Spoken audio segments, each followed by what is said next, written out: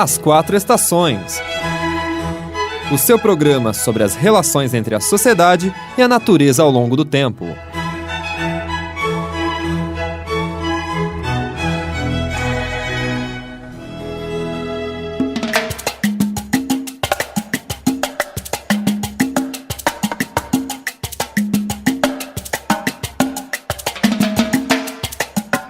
Em 1937, cientistas da Universidade de Havana, em Cuba, idealizaram a abertura de um zoo. Entre os entusiastas estavam os zoólogos Abelardo Moreno, Carlos Aguayo e Carlos de la Torre. Eles viam no zoológico uma instituição de investigação para os estudiosos de história natural, assim como oportunidade de divulgação de conhecimento zoológico entre a população em geral. Os tempos não eram fáceis na ilha e esses jovens sonhavam com um país diferente daquele em que viviam. O então presidente era Fulgêncio Batista, um militar golpista que se perpetuou no poder com o apoio dos Estados Unidos até 1959, ano da Revolução Cubana. Nesse contexto político e social turbulento dos anos 1930, os trabalhos de organização do zoológico foram lentos e a sua abertura ao público ocorreu apenas em 1943.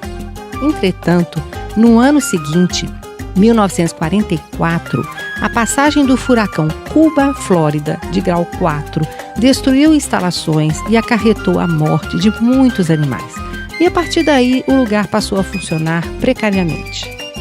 Logo após a Revolução Cubana, em 1959, o governo revolucionário decidiu reorganizar o zoo e retomar as ideias que inicialmente o projetaram.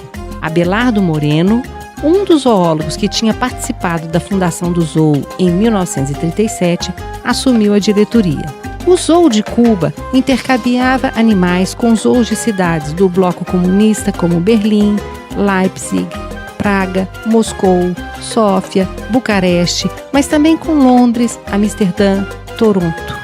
A diretoria organizava festas cívicas em dias especiais e brigadas voluntárias auxiliavam os trabalhos dos funcionários.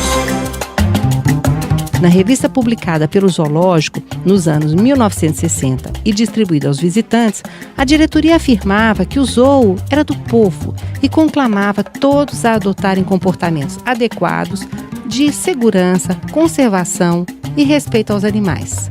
Mensagens aos trabalhadores estimulavam a cooperação e ressaltavam o zoo como centro de prestação de serviços da Revolução.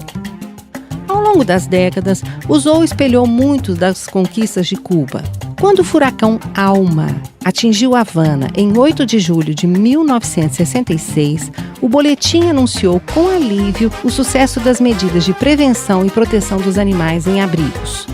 Árvores e jardins restaram seriamente danificados, mas nenhum dos 2.500 animais se feriu ou morreu em decorrência da tormenta, diferentemente do que havia ocorrido com o furacão de 1943. Agora, o Zoológico de Havana reafirmava-se como símbolo da renovação de valores e do esforço revolucionário.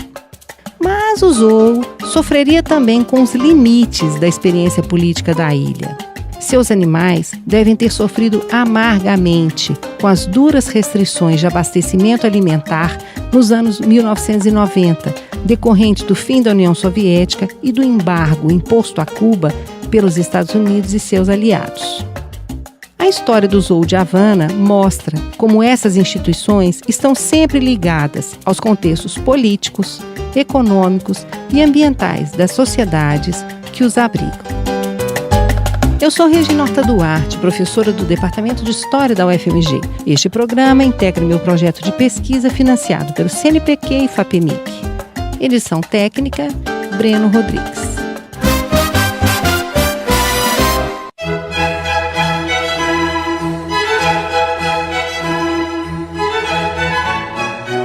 As Quatro Estações. O seu programa sobre as relações entre a sociedade e a natureza ao longo do tempo.